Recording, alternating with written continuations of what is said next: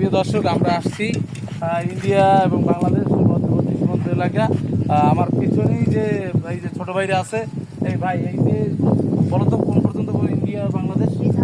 বাংলাদেশ আর ওই যে হ্যাঁ দর্শক, আপনারা দেখতে পাচ্ছেন এই যে ধান উঠছে, এই ধানগুলোই হচ্ছে বাংলাদেশ এবং ধানের পাশেই যে খালি জমি যেগুলো চষা জমি বলে, এই জমিটাই এসে ইন্ডিয়া।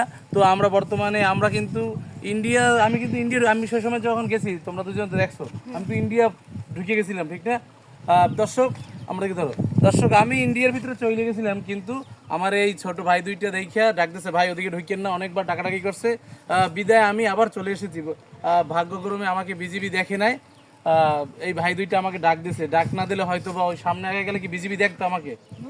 হ্যাঁ, ও তাই বিজিবি দেখলে তো সমস্যা হয়ে যেত, ঠিক না? তো দর্শক, আমি এই ভাই দুইটার জন্য আর ওদিকে যাইনি, যাই হোক ওদিকে গেলে হয়তো সমস্যা হইতে পারতো।